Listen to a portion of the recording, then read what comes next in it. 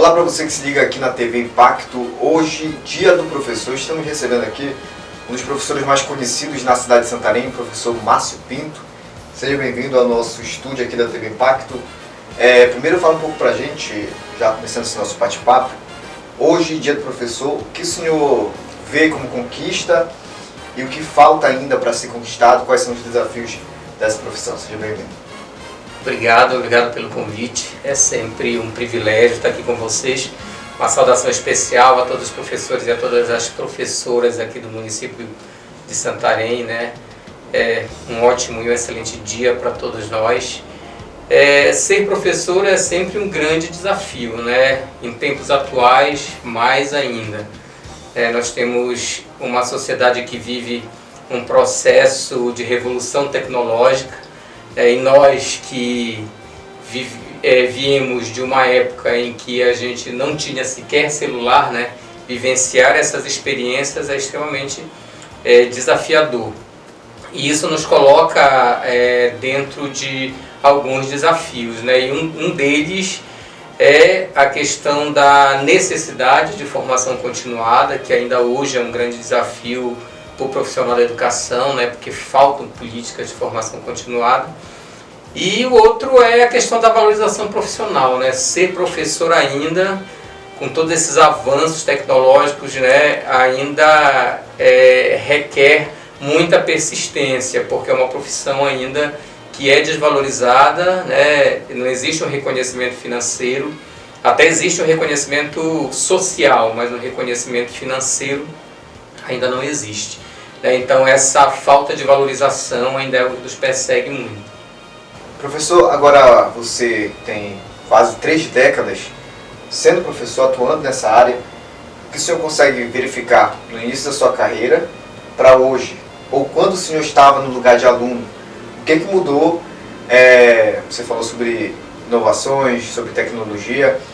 Quais foram as mudanças mais impactantes no dia a dia do professor? Eu lembro da professora Terezinha Pacheco no ensino médio, que percebendo que nós não tínhamos o hábito de leitura, ela nos apresentou a obra Amor e Cuba Libre, de Álvaro Cardoso Gomes, inclusive uma obra que eu hoje estou colocando para os meus alunos do primeiro ano, que também não têm o hábito de leitura, lerem. Então a gente observa que as nossas lembranças da escola, muitas delas não estão diretamente relacionadas à questão do conhecimento, né? Mas estão relacionadas a esse afeto, a esse acolhimento, a essa percepção do professor que nos vê enquanto ser humano, né? E nos vê enquanto ser humano diferente, com nossas potencialidades, né? E as nossas fragilidades, sempre trabalhando na perspectiva de que a gente possa melhorar. E hoje eu coloco muito isso também na minha prática diária enquanto profissional, porque nós professores somos sujeitos, somos pessoas. Os estudantes, né, que nós assistimos também são sujeitos, são pessoas. Todos têm qualidades, todos têm defeitos, né, e a gente precisa valorizar e ser valorizado enquanto pessoa, né? Então nós precisamos valorizar o nosso estudante enquanto sujeitos, assim como eles precisam nos valorizar também enquanto sujeitos, assim como os nossos gestores, agentes públicos também precisam nos valorizar enquanto sujeitos. Agora o senhor tocou no ponto de empatia no ambiente escolar, durante o trabalho. Como é que o professor ele consegue identificar, por exemplo, se o aluno está passando por uma situação que às vezes foge um pouco ali do ensinar a matéria, a disciplina por si só, e é uma questão pessoal do aluno, às vezes em casa, algum problema psicológico, algo do tipo. Como é que o professor identifica isso e como lidar com esses problemas? Nós temos algo muito desafiador, né? Eu vou falar da condição de professor de língua portuguesa. Então, a disciplina de língua portuguesa ela é uma disciplina que tu sempre tem uma quantidade maior de aulas. Então, tu permanece um tempo maior com o estudante, diferentemente de um professor de filosofia e sociologia, que no ensino médio ele tem uma aula por semana. E para ele ter uma carga horária que garanta um salário mais ou menos digno, ele precisa às vezes pegar até 40 turmas, né, para ele conseguir ter esse salário minimamente razoável para sobreviver e garantir o sustento da família. Então é muito difícil nesse cenário um professor conseguir fazer isso, né? Um professor que vai uma aula por semana com uma turma. Mas eu entendo que o sucesso da educação, ele perpassa muito por essa identificação. E para a gente conseguir que o aluno ele nos perceba como alguém de confiança, onde ele possa relatar coisas, onde ele possa externalizar sentimentos, o primeiro passo é ele se sentir percebido, né? Agora, professor, pode ser uma percepção minha, ou dependendo do ambiente em que a gente circula, né? Mas, assim, no almoço da família, na roda de amigos, numa conversa, a gente ouve que a pessoa está fazendo faculdade de medicina, de advocacia, nutrição, algo do tipo.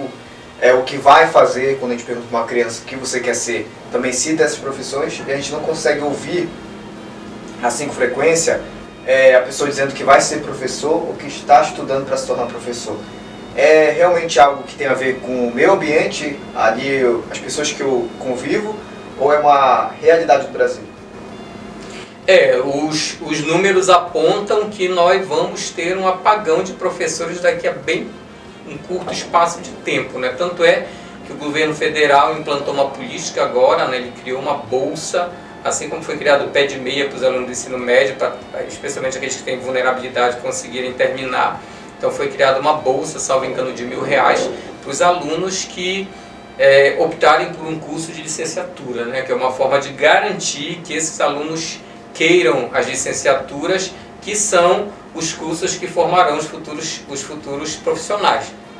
Isso é um passo importante, eu considero importante, até porque levou, nesse primeiro ano de implementação, elevou a quantidade de jovens que quiseram ir para as licenciaturas por conta da questão da bolsa, assim como elevou também o nível de corte, ou seja, qualificou a seleção desses profissionais. Entretanto, isso não é suficiente, nós precisamos deixar isso muito claro, porque o que vai garantir de fato a permanência ou a vontade, né, desse jovem querer seguir na profissão tem a ver com a valorização.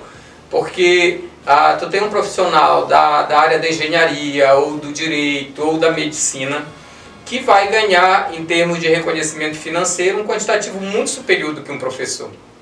Então, se o jovem pode, se ele tem essa possibilidade, é óbvio que ele vai buscar algo que no futuro lhe renda financeiramente melhor. Então, é importante esse tipo de iniciativa, mas é importante também que você tenha a questão da valorização. Nós temos a lei do piso do magistério, que é uma realidade. Entretanto, nós temos prefeituras e os próprios governos estaduais que têm dificuldade de implementar. É sempre uma guerra isso.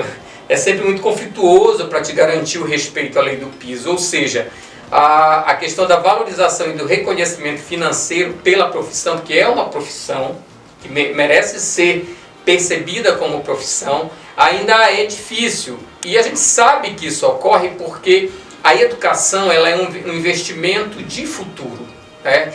A juventude que está na escola hoje só vai apresentar esses resultados daqui a alguns anos. Então é resultado de futuro. Para a gente encerrar, qual é o recado que o senhor deixa, a mensagem para os professores que estão acompanhando essa entrevista? Nós vivemos um cenário muito difícil para a educação, muito preocupante. Nós temos um índice de adoecimento severo entre os profissionais da educação. Existe uma ausência de política pública, né, do tratamento do professor diante desse cenário. Então, o que eu peço aos meus colegas de trabalho, aos meus colegas de profissão, primeiro é que se cuidem. A gente cuidar de si não é individualismo, é condição para a gente seguir cuidando do outro, para a gente seguir cuidando do nosso aluno, da nossa aluna, para a gente seguir fazendo educação. Então é tarefa nossa nos cuidarmos, nós precisamos nos priorizar. Segundo, é preciso a gente compreender o processo que nós estamos inseridos, né? Nós temos limites também e a gente precisa saber qual é a nossa tarefa e até onde nós temos condições de seguir. Porque muito da educação não depende exclusivamente de professor e aluno, mas precisa também de política pública. E por último, em terceiro e não menos importante, que a gente não deixe de ter esperança. A escola ela é um grande espaço de possibilidade. Os alunos que nós atendemos hoje, eles são o futuro. Inclusive devem ser os vereadores, os prefeitos, os senadores, os deputados, os governadores. E nós precisamos garantir que esse aluno, um dia que ocuparem esses espaços, tenham o comprometimento que nós sonhamos com a escola pública e com a educação e que nós que somos professores e professoras. Ou quem sabe também o futuro professor, né? Exatamente. Então aqui também vai o nosso abraço para todos os professores, profissionais da educação que acompanham as nossas entrevistas aqui na TV Impacto, e a gente se encontra no nosso próximo bate-papo. Um abraço.